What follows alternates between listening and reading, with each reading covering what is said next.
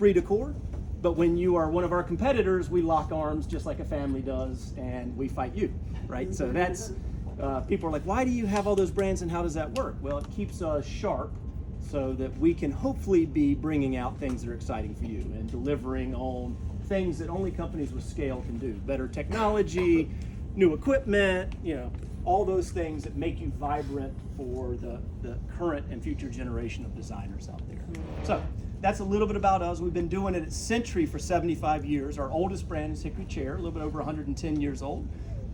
And even Hancock & Moore, which is the baby, is about 36 years old now, right? So we are just learning the basics about furniture at this point in time. But we're starting to get good at it. And so that's a little bit about me. I started in the industry in the fabric world, literally peddling fabric at retail out in California in little stores that look like Calico Corners. Calculating pinch pleated drapery yardage and figuring out hems and headers and doing crib sets, right? That was how I cut my teeth. And then I came to the family company, started in the upholstery side of the business. They gave me a little bitty business unit to run that if I screwed it up, no one would care, right? And I didn't mess it up much, so they gave me a little bit more and a little bit more, and you rise to your level of incompetence. So now I'm CEO, fully incompetent at it. That can also be called chief janitor. When the mess gets big enough, it lands on your desk, right? And over the last 3 years, the mess has often been quite large, but we are certainly making our way through it. So that's my background. I've done upholstery for 25 years. My father did it at Century Furniture for 40 years before me. Again, if you get me in a home of a friend of yours, the first thing I'm doing is lifting up seat cushions and crawling underneath the skirt of the sofa. And it's really embarrassing. My wife will no longer go to friends' houses with me, right? Only places we've already been before because I can already turn my nose up at their upholstery, right? So we do this presentation a couple of different ways. Today we just have one chair. We're gonna cut through this chair, talk about what's inside and what it goes into making it. The idea here is for you to get a sense of the value and the materials inside the piece. I've done it before also where we tear down a Brand X chair next to it from one of the major vertically integrated retailers out there, not to name any names, and it's a very interesting side by side. Here's what we have in ours in this material area, here's what they have in theirs. But when we get down to the value of a piece of custom upholstery, there are a lot of components that go into it. One, the skill of the craftspeople, probably top of the list. You can't work at one of our upholstery factories on a product like this until you've got 15 or 20 years of experience that you have earned probably working for somebody else on lower end product and cutting your teeth. So the upper echelon of that craftsperson is then percolating up to the brands that you're gonna find in a trade showroom building like this. You know, not just us, there are great upholstery companies throughout this building, right? So first and foremost, we're paying our people more because they have a higher skill level. So every hour they apply on that piece of furniture just is worth more. And part of that is both in the cutting, which we'll talk about, but all the way back to woodworking. So a skill you can't find in the United States anymore is people that know how to run bandsaws and shapers and planers. And if you ever get a chance to come down to North Carolina, whether it's us or any of the other companies in this building, if you reach out to us, we would love to give you a tour of the factories. It is a really interesting insight into industrial America, but done at the craft level at scale. Tell people all the time, go to a Mercedes dealership and ask them to take that 600 series that you're about to spend $250,000 on and to make it 2 inches longer for you. And that you don't want a round steering wheel, you want an oval one, and the seats would really be a lot nicer if they would tri-tone them and put a different stitch detail on it and see what that salesperson says. We do that every day of our lives. We take high-end product and make it bespoke for your clients. The only other product segments you can find out there that will do this is high-end bespoke apparel. We just saw a bunch of it at the Oscars, right? It's also very expensive because it's being made one at a time just for you to your specs, right? And then really high-end custom food. And even then they're like, no, the sauce is the sauce. Well, but the sauce is a little lemony. Can the chef redo the sauce with half the lemon and a little bit more salt for me, right? They'll cook at your temperature. And so our industry, with the bespoke nature of what we do, that's available really broadly, because most people can approach this if they truly love the category, is sort of unique. But when you get down into the construction, there's some real distinct differences between what you're going to find from somebody like us or Chaddock or Baker and what you're going to find if you walk into big chain store. And so we're going to talk about that as we go through it. If you have questions, stop me. I'm going to try really hard to stay on schedule, not hurt myself. Front row has been bled on before. We're going to try to avoid that today. And to be roughly competent in what I'm talking about. So first thing we're going to do, we'll get back to this piece later, is talk about the most important thing in the furniture. The brand label. No. We'll get to that later. The law label, the scariest thing in America, right? Does everybody remember when California required us to start putting these really scary comments on our furniture? Love California, love Washington, D.C. But California has said that in California, this product will expose you to chemicals that may cause cancer and birth defects and reproductive harm, including wood dust. If it has wood dust in it, you have to use this label. Almost guaranteed to have wood dust in it. We have tried so hard to make wood furniture without wood dust, but we are not capable. I tell people all the time that label is also in the Starbucks entrance, because what they're selling you that you consume has that chemicals in it that might do the same thing. It's on balsamic vinegar. It's on leather shoes. I use this product all the time. I feel very comfortable with it. I try not to consume too much of it at dinner, spread it out over time, but you wouldn't believe how many people we had call us when we started to have to put that warning label on. And we had young mothers, we just had people freaking out. And the truth of the matter is, it's a very safe product. We do not use flame retardant chemicals in any of our product. I don't know what your COM has on it. So if you send me a COM, we will check may contain flame retardant chemicals, because I don't know what your fabric has on it. But in the furniture itself, they're not. So all of those kind of components, a big one these days, just as a quick education, is this PFAS topic. You're starting to hear more and more about that, right? It's in your pizza boxes, it's in your fries containers, it's everywhere. PFAS is a chemistry that repels oil and water. It's pretty cool stuff. It's in your silicone pans. It's in my Non-stick. North Face jacket. It's in everything you can imagine using, and it doesn't break down rapidly in the environment. From that standpoint, bad chemistry, we don't like it. We have stopped using it about a year ago. We don't buy anything with it. We require all our fabric vendors to tell us if they're using it. If they are, we won't buy the fabric. It will work its way out of furniture much more rapidly than it's going to work its way out of any other consumer goods that your clients are buying. And right now, you can be pretty comfortable that if it's a conscientious upper-end company, they're either have moved away or are rapidly moving away from it. Has not been shown at this point to be carcinogenic. As a matter of fact, we're going to lose some of the properties of the product. It's not going to be quite as performance as performance was, right? That's a scary term. I advise you all as designers to be careful what you say to your customer. If you use the word performance and then sell them a white sectional, they expect it to repel stains. All dirt will stay away because of the force field of performance on this. And, when my golden retriever is sleeping on it with their dirty paws, they're going to call you over and say, there's a brown spot on my section. So we started using stain resistance in place of performance, because we've seen a lot of people that think performance means I can literally use it for the rest of my life and it will never show any signs of wear. So after we get through the law label, the most important thing, we should talk real quickly about cutting and sewing. So some of the highest skilled people in our facility are the three-dimensional puzzle makers that are our cutters. Because you send them a big roll of flat fabric and then expect it to be put on a complicated, multi-dimensional piece of furniture so that everything flows through and it all looks appropriate. And it is truly a skill and a craft.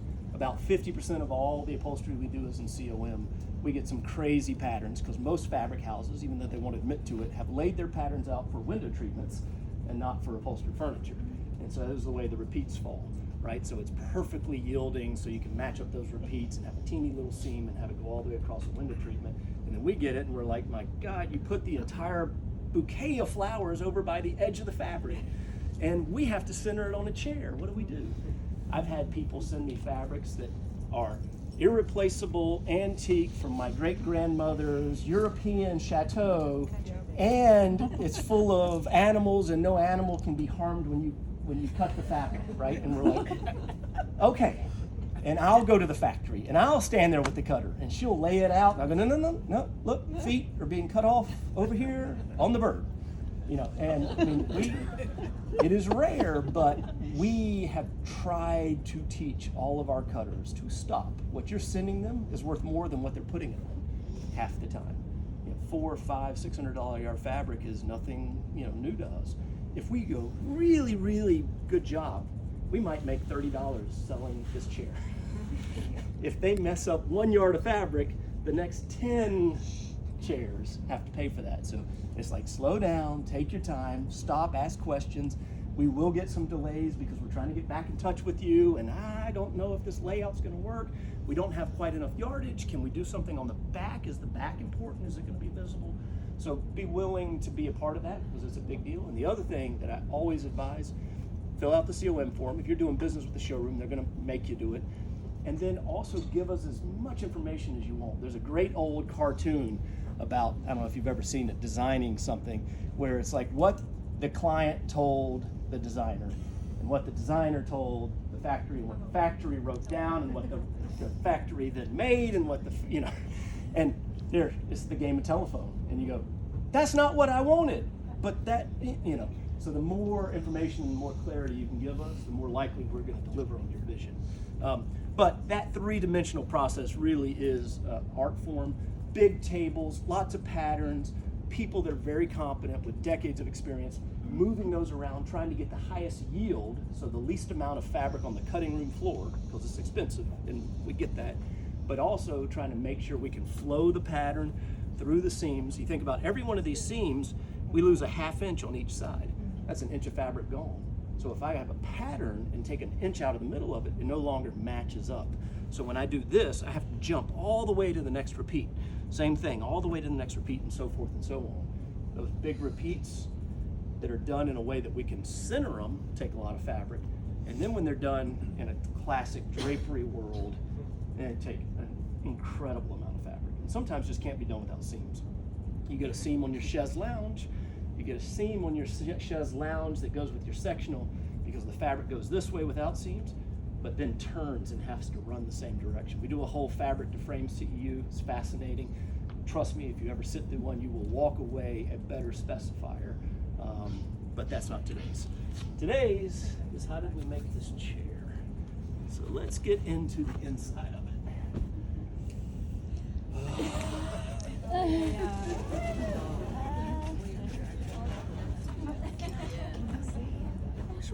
I didn't check the side mark of who this was supposed to be for. But your order is going to be delayed now.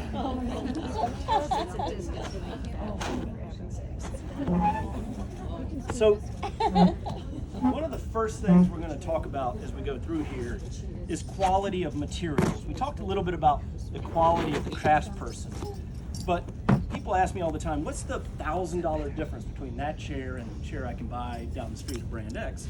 And the answer is there's not a $1,000 difference. There's not a gold brick buried inside of this chair. What there is there's $110 differences or $205 differences. Little incremental differences in every material we buy and in every person that touches it. And in the material world, you buy materials at different grades. Just like you buy a diamond, your 2-carat diamond and my wife's 2-carat diamond are probably not the same. You probably have one that's perfectly clear and flawless and the right color, and she doesn't know that hers isn't, and appreciate you not telling her that. But those 2-carat diamonds are dramatically different prices because of that grading. The same thing is true in every material you buy. Dacron, foam, lumber, steel, springs, you name it. You can buy low grade, save some money, cut some corners. No one's gonna notice for a while. You can buy mid-grade, be fine for a while. Probably most people are gonna be happy with it. Or you can buy top of grade, never have to worry about it. Know that you never have to make excuses for it, etc. And it's gonna hold up as long as possible for a piece of furniture. Companies like ours and a lot of the other companies in this building are gonna buy top grade materials every time. Because what we're selling you is we're selling you the trust that inside of this you don't have to worry about, right? Because hopefully you're never going to look inside of this chair, right? You're never gonna have to sit there while somebody's engineer husband is like, I'm gonna cut it apart and we're gonna see where the $1,000 gold brick is. So one of the first things you see is this layer of Dacron, this perfectly cloud white layer of Dacron, right? And this is doing a couple of things for us. One, it's obviously a comfort layer, right? It's a nice soft tactile layer on the outside. Two, it's also a flame barrier. This Dacron layer allows this chair to be UFAC compliant. UFAC's an industry self-policing standard that's now become the national de facto standard in flame resistance. And if you drop a cigarette on this, which is the #1 thing that ignites upholstery on fire, this layer will actually smolder that cigarette out. It will encase it, melt, and encase the cigarette and put it out. So everywhere fabric touches this piece of furniture, we're gonna have a layer of Dacron. So that anywhere you try to ignite it, this layer is gonna help put that flame out, that ember out. And then this is also kind of a neutralizing layer. When we buy this, we buy it at top of grade, so it has no trash and defects in it, because I don't know if you're gonna send me a nice thick jacquard like I got on it, which isn't gonna show anything underneath it. I could have really nasty Dacron under there, you'd never know. Or you're gonna send me a cream Dupioni silk, right? Where everything's gonna show through it. And because we never know, and we also want to have a trusted product over decades, we're always gonna use that really pure white Dacron layer throughout. So now I'm behind the Dacron layer. I'm in my poly layer. Sorry, I should work out more. I don't. People complain all the time. All right, here we go. So this poly layer is interesting. This is a petroleum-based product. Ice storms in Texas cause us not to get what we need, which is the chemicals that allow these to be made. The way this is made is you're pouring a large clump of like dough into this huge chamber that rises to a bun. Literally, it's a bun of foam that's about the size of a small school bus. And then they take that bun of foam and they slice it. And different layers of it will have different compressions. And this is one of those things that people get confused about all the time. So my quick little 2-minute lecture on it. Density and compression. Sounds like the same thing, right? That's high density foam. It's high compression foam, right? Same stuff. Now, density is the amount of raw material per cubic volume. And it's a very specific test. The higher the density, the more material, the nicer the foam. And it's nicer because it's going to hold up longer because there are more chemical bonds, more molecules to bond with other molecules. And all foam breaks down over time. As you're compressing it and releasing it, compressing it, releasing it, those chemical bonds literally will break down. So if I start with more and I'm breaking down at the same rate as the piece of foam that starts with less, then I'm going to keep my comfort consistency, my support, longer. If I start with a cheap foam with 100 bonds and 50 bonds break down in a year, and another foam has 1,000 bonds and 50 bonds break down in a year, this one still has 950, that one has 50. That's density. And you'll hear 2.2, 2.0, 1.8, 1.6. The higher the density, the more material, the nicer the foam, the longer it's going to sustain its comfort curve, right? It'll sit more consistently over time. Compression is the amount of force it takes to compress a particular surface area a particular distance.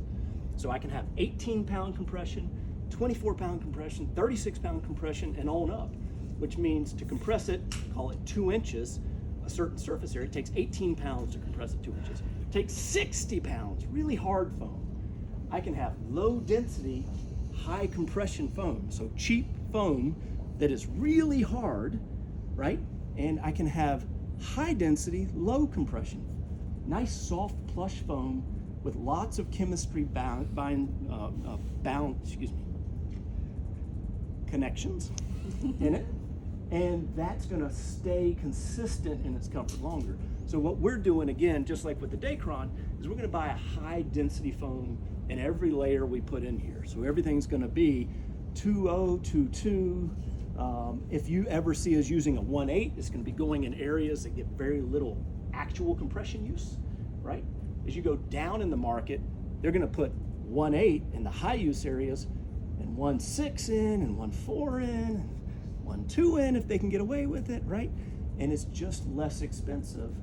Day one, when you sit in it, you're not gonna be able to tell much of a difference.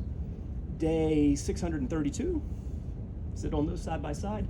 One you're gonna go through and not be able to say, God, it didn't sit like this when I got it a year and a half ago. The other one's still gonna be supporting you, right? Because you just start off with a better material. So here, a couple of things to point out. This is a very custom spec'd interior piece. It's made specifically for this chair. On the back side, we have this little lumbar patch. In the development process, our product developers are tweaking everything about the piece when they're making it. It sits a little deep, my knees are a little high, my back, I don't have enough lumbar.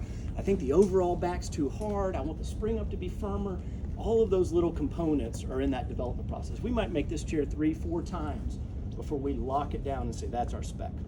And then we might put it out in the marketplace, and a year and a half later we might say, I don't like the way that out arm is holding up. And we may go back and respec the out arm. We're constantly tweaking it, trying to make sure that it performs over time.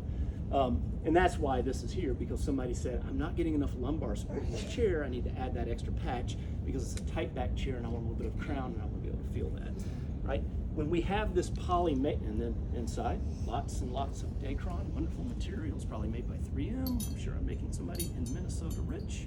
I'm gonna pull that off, set it down over here. Again, high grade, highest grade, pure white. And that's creating a barrier between that poly layer and this Marshall unit spring layer. So Marshall unit layer is a Marshall unit is a spring unit, typically found in a seat cushion. You'll find it in a mattress, you find it in in-backs, tight back chairs will have them lots of the time. And again, one of those things that can be made in a lot of different ways.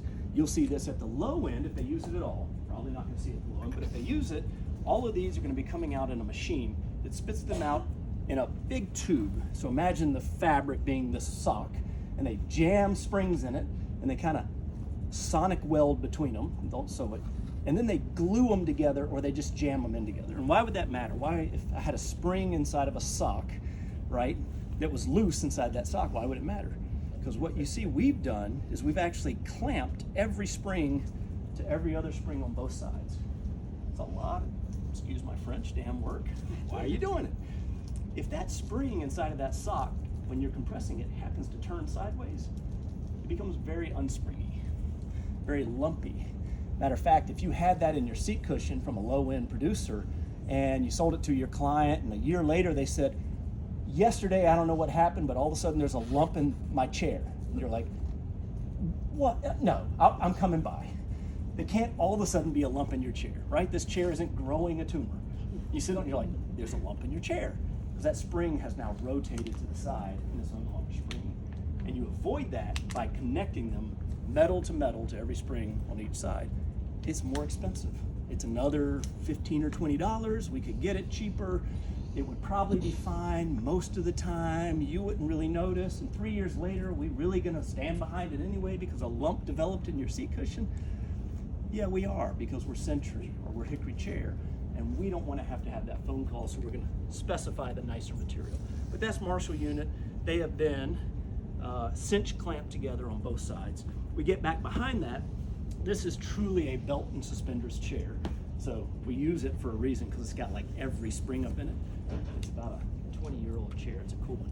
But behind here, we even have another layer of springs. This is where I usually cut myself. And this, and I'll show it, I'll tilt it and show it to everybody, is a sinuous wired spring, or a no-sag spring, or even some people call it a zigger, so zigzags, right? See that? So these springs actually come off of a big coil. They're a big wrapped up coil of springs. And when you pull them out, they have a natural flex to them. So they kind of dome up like this. And we'll clamp it top and bottom, and that natural dome will create a support system. It springs back and forth. You see us using it in an in-back, which is where we think it's appropriate. That in-back also has a Marshall unit in front of it, a thick layer of Dacron, and a poly unit with a lumbar patch. So we think that's probably nice. We don't use it in seat cushions. Underneath here, this 8-way hand-tied chair. Plenty of companies do. So the only time you would ever see us use that is if we didn't have enough cavity to actually 8-way hand tie, because the coils we'll look at later have to have a certain amount of room to work.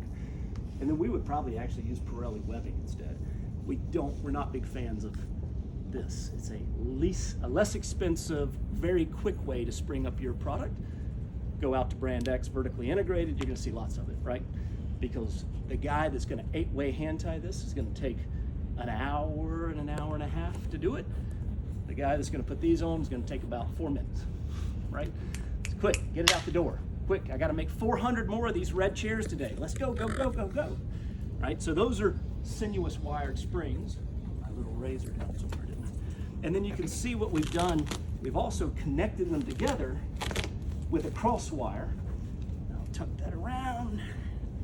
Somebody who was keeping track of me walking around. It's right there. Underneath my chair? Perfect. Okay. Orange. Ah. I'm going to tilt that up. You can see that little cross wire, and we've actually clamped it across all the springs. And that's to make that unit work together. We want all those springs supporting each other. Unlike the modern world, we're all trying to be supportive in the chair. All right, so that's just the end back. We are literally just in the end back of this chair. Solid hardwood frame on this chair. We'll talk about frame material in a second because it's an important technological change in furniture. But I want to get into the arm before we do that. So what's the first thing I'm going to see underneath here? Dacron, right, because I'm fabric touching foam, and that Dacron layer is my flame retardant layer. So we usually will do this with a cotton print. It's so much easier. But Brunswick and Feed just refuses to send me fabric to cut through anymore. So. All right. It's probably contract rated momentum or something. Ah. This is painful. All right, we're just gonna rip it. Yeah, exactly. I just told you how much I worked out. All right, so we're gonna peel that back. Again, nice cloud white Dacron layer in there, just free of imperfections so that we don't end up showing anything through a fabric that would telegraph. All right, we'll pull that out. Get down to that poly on the arm. Let's see if I can pull the whole arm poly piece out. I think it's an interesting thing to talk about. I'm not going to lose my razor. Okay. That's on the inside of the arm poly. Why do we have a label on the inside of the arm poly? Because this entire poly kit is custom to your order. It doesn't exist until you send us an order. The poly kit, the chair, the fabric, everything about it is made just for your client. We're not sitting around with 400 of these on a shelf somewhere. The order comes into us. At that same moment, we kick off an order to our foam company who makes the seat cushions and the foam kit. Best foam company in North America. They're really good. They're an hour and a half away from the Century factory. We drive past 20 other foam companies on the way to pick up our poly from this foam company because they're the best in the industry. And we haven't deviated from using them in 25 years since I've been there. And probably when my dad was there. The guy is obsessive about foam, right? And you gotta have somebody that makes it their life.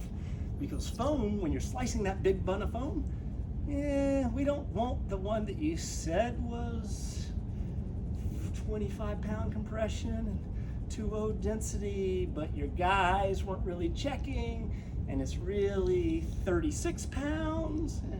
Because then when you get it and you sit on it, it doesn't sit like the one that you expected. It's not comfortable anymore, right? And really, we're gonna sit on it first, and we're the ones that are gonna be bad. So I was gonna rip that off, but I'm not going to. Underneath that, you can see this layer right on the arm. This is an edge rope. Anywhere we've got a sharp 90 degree on the wood that you are gonna touch or your client's gonna touch, we're gonna soften that layer with either an edge rope or an extruded piece of closed cell foam, something that keeps you, when you're hitting that, from feeling that 90 degree wood edge, right?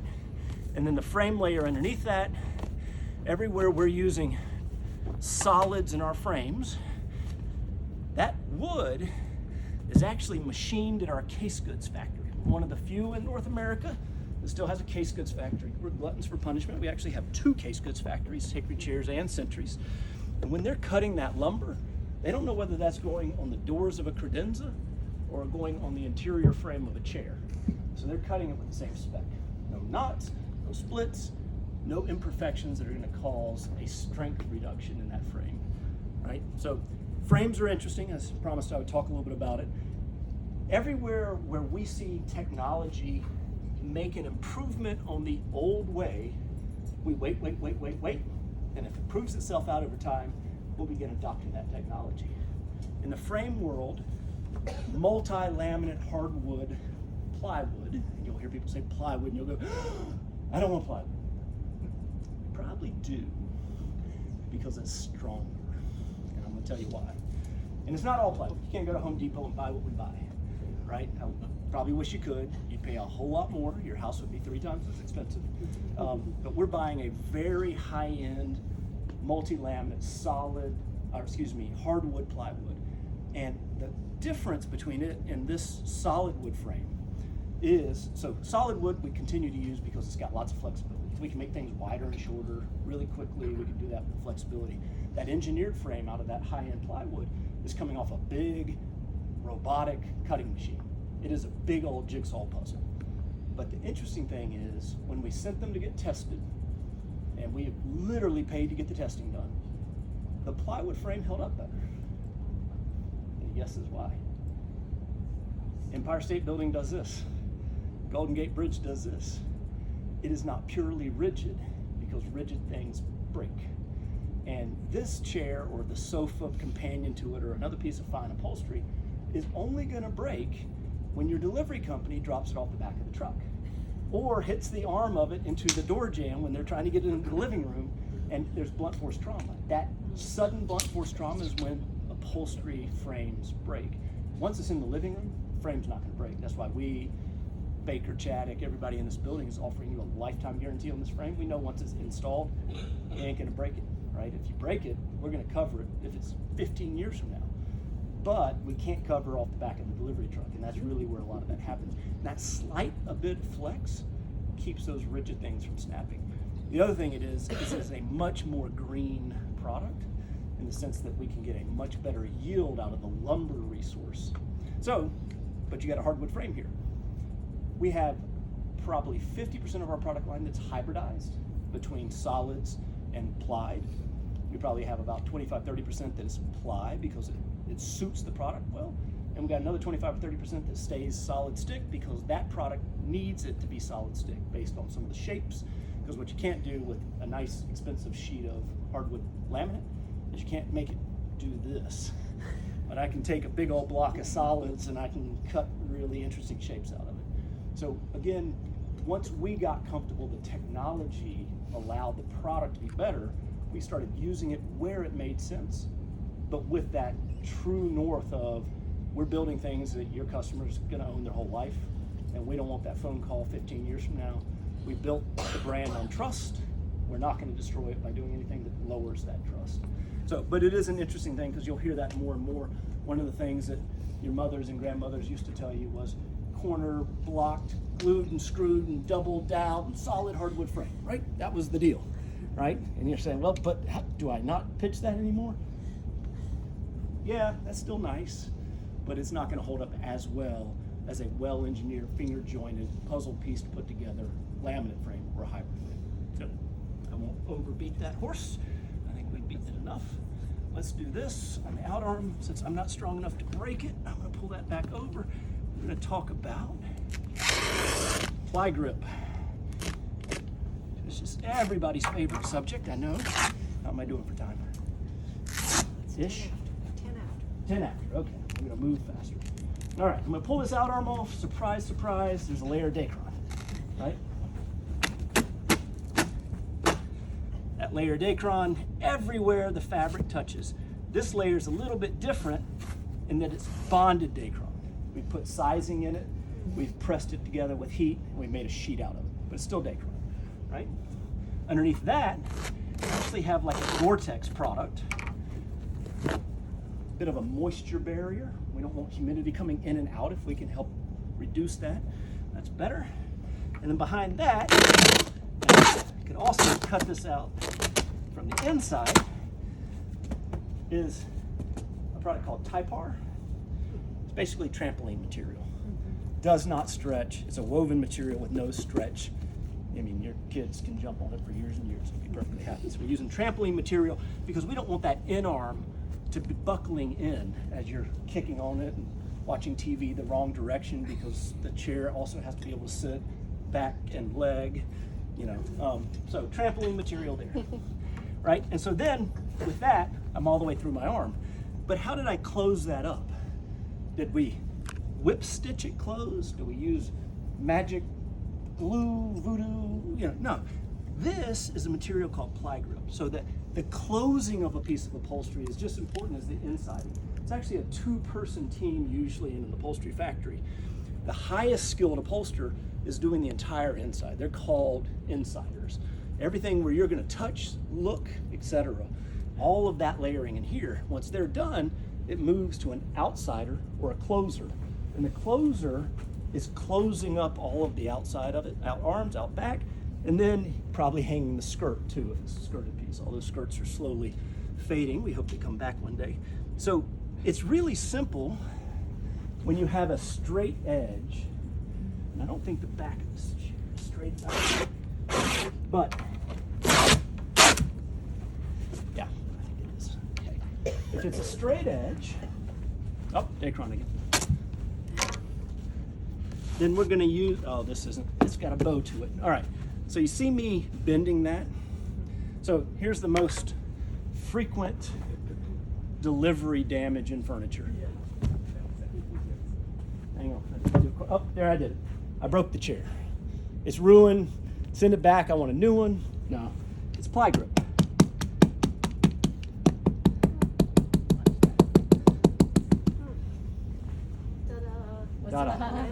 Ply grip. So closing a chair, when it's a perfectly straight edge, you can cardboard that, staple cardboard to it with the fabric flipped over, and then float it back over.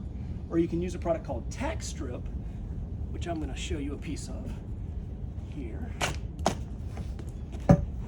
Maybe. Yeah. Okay. This is exactly where I cut myself. And the point I'm going to make here is how aggressive some of these materials are. See those teeth? Those metal teeth? So this is tack strip. Tack strip is a metal strip with nails on the backside. You put it through the fabric, roll the fabric, and hammer it into the frame. The backside of this tack strip, you'll notice, has this foam tape on it. I can buy this without that. It's cheaper, right? Save $5. You'll never notice. Well, your customers really, they will if they have a thin fabric, because now I'm feeling metal and I'm seeing metal through it. That little bit of a foam strip there, which is like your 3M tape with a little bit of foam in it, softens that tack strip, makes for a nice transition. So because I have a perfectly straight line, I can use this, but on the back of this chair, there's a slight bow at the top of the back. So you see this other kind of aggressive product. If I can pull it out without hurting myself. This is called ply grip. And ply grip is pliable. Brilliant naming. Hardest thing you ever do in furniture is naming the furniture. So I'm not going to ply it all the way off. But because it is perforated, I can bend it around complex shapes. And it is basically like alligator jaws. And I take one side of the alligator jaws and I staple it to the wood right on the place where I want the seam to be. And you can imagine I got to get it right, because if I don't get it right and it's got a little bump to it, or if there's a little bit of a jog to it, then you're going to see it. It's very visible. The human eye wants to see perfect curves, straight lines, parallel lines, and anything that's not, your eye goes right to it. So I staple half of the alligator jaws to the wood. I tuck the fabric and a little bit of the poly into the other side, and then I hammer it closed. And the jaws, the part that hammers closed, actually has teeth if I take a little bit of fabric, I can snag it, and it's gonna hold on those teeth. So there's teeth on this side, and when those teeth close in, that fabric's not going anywhere. Unless you hit it with your knee, delivery guys are my favorite people. And then it opens back up, right? But it can be hammered back shut again. Multiple times, probably on the 20th time it's gonna break because it's metal. But same thing with every other material. I can buy cheap ply grip or I can buy expensive ply grip. More expensive ply grip has more holding strength when you hammer it shut. It takes more, like you saw me with my knee and the out arm, to get it to bend back open, right? And I can save a few pennies an inch by buying the cheap stuff. And we just don't, right? So that ply grip is there across the top of the outback. Again, Dacron, little vortex barrier there, and then I'm back into the back of my chair from there, right? I'm gonna rotate that around so y'all can see it. All the scary naily things and all the teethy things. All right? This one I love too. You can't see it, but there's a nice big old sticker at the top. Guess what the sticker says? Rush. We've like run out of those stickers. Like, the sticker guy that makes the Rush stickers is making a lot of money these days. All right, so let's get into the seat. I got 7 minutes, right? Yes. All right, I'm on schedule. All right, we're not going to talk about the skirts. None of y'all sell skirts anymore. But if we were talking about the skirts, we would talk about the fact that we box miter everything with a strip of fabric on the underside, so that if there's any stretch in the fabric, you're not going to see denim underneath your cream fabric. You're going to see cream fabric on your cream fabric if there's any movement. Inside of that skirt, we have Hellon, lead drapery weights, because this is just a valance. Anybody that sells draperies or valances, it's just a valance. We're hanging 4 valances, actually 8 valances on the bottom of your chair at a very low charge compared to a drapery installer. Right? The other thing on this chair, this is our signature collection at the high end, but it's an important little aspect. We're wrapping all of the little nitty gritty stuff in a denim so you don't see them. Just those little bit of touches. Our signature collection is our highest end. We do have a slightly more moderate price point where we're not going to take anything out of the construction from a performance standpoint, but we might not do the little denim nitty gritty wrap and things like that. Right? Not everybody's in a 7 series. Some people want a 5, 3, etc. But they still want the windows to work. All right, so into the seat. This happens to be a spring edge chair. We'll talk briefly about that, but I want to get to the 8-way before I run out of time. All right. Dacron. God, we love this product. Like I said earlier, making somebody at 3M probably really, really wealthy. Now, I got this closed cell extruded edge roll. Pull it off the front. It's been individually clamped on with little cinch clamps all the way across. We've notched it so it'll move like it's supposed to. It's got a shape that fits just the front of that chair, specific to it, and that's so you don't feel this edge wire, which is itself flexible, right? And then you'll notice we've laced the seat in by hand so that you get a nice little edge roll on the front. You don't have a cushion smile because we're creating a little cavity underneath it.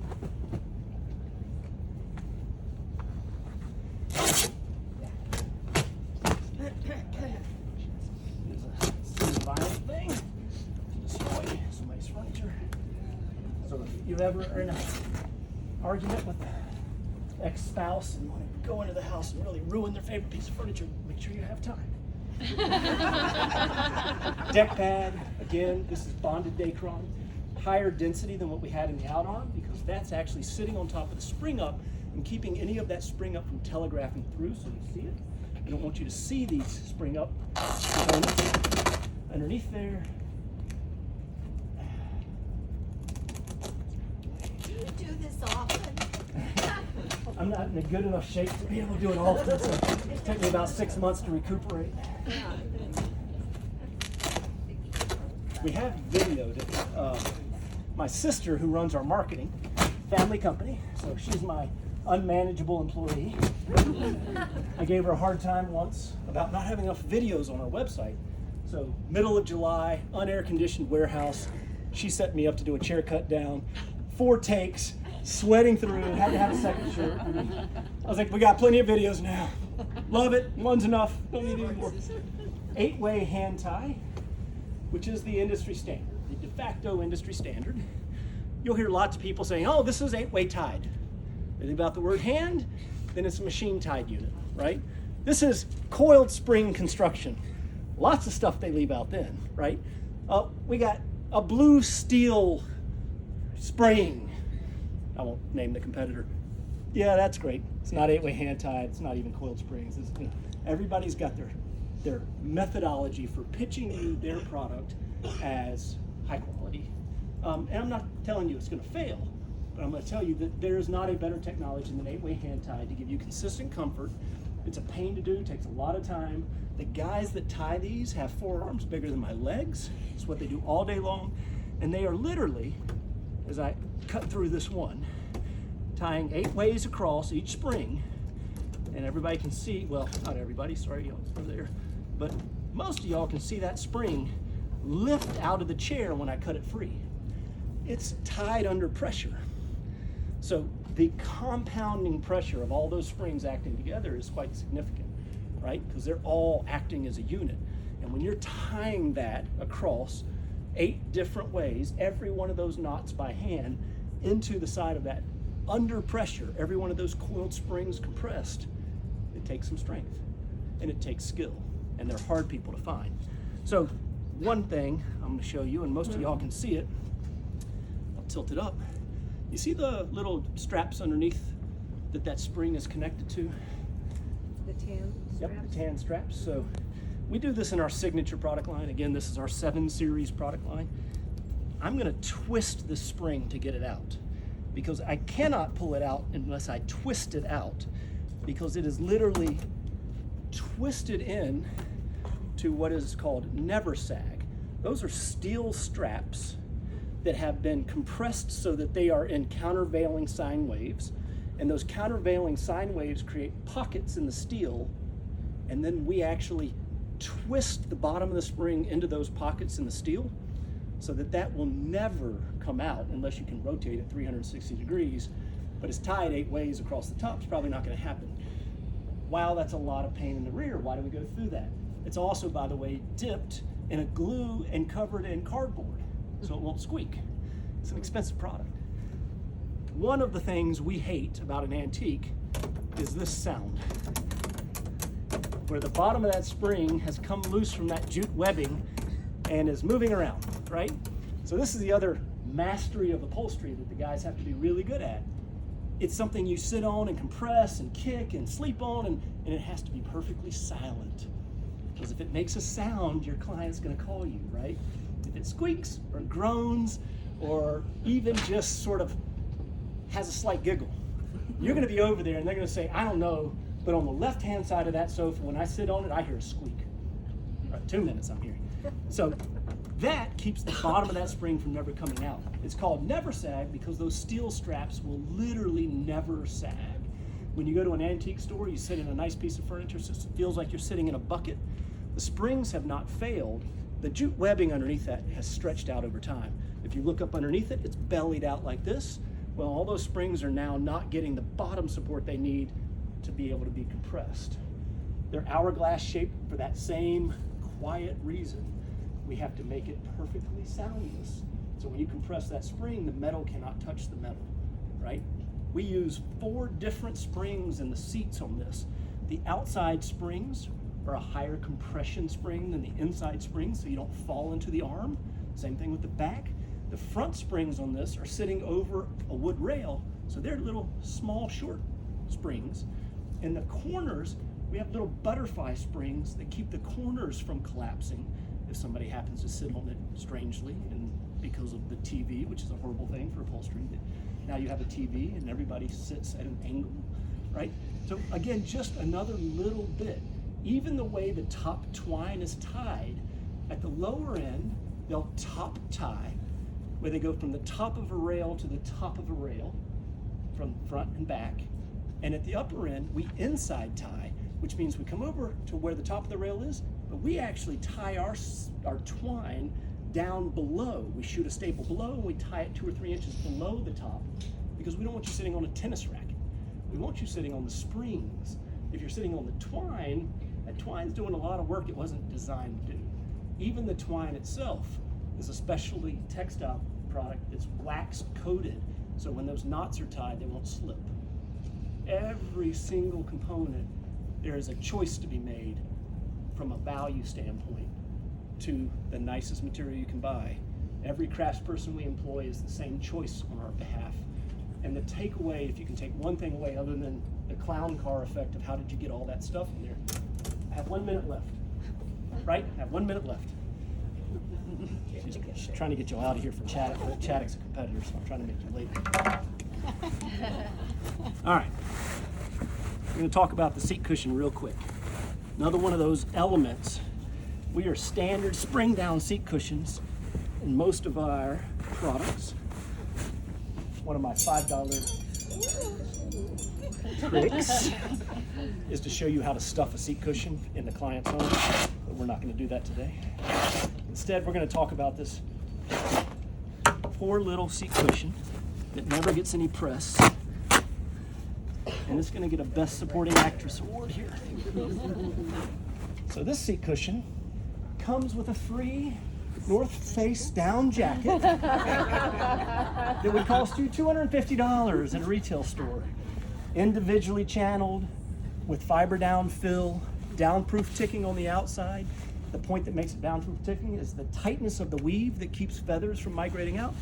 It is not feather proof, just like our performance fabric is not stain repellent. But nice to have that little jacket. We throw that in free of charge.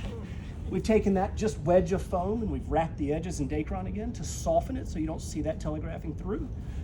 And then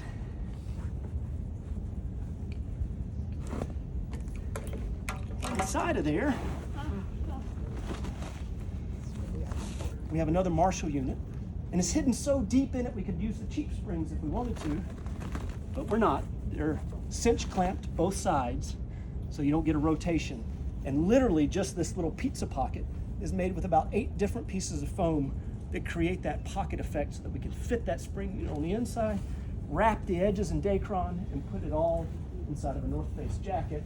And that's just so you can sit on it every day. A lot goes into the product, and I hope, I'm out of time, but I hope it was educational. Y'all been great. No blood. Thank y'all.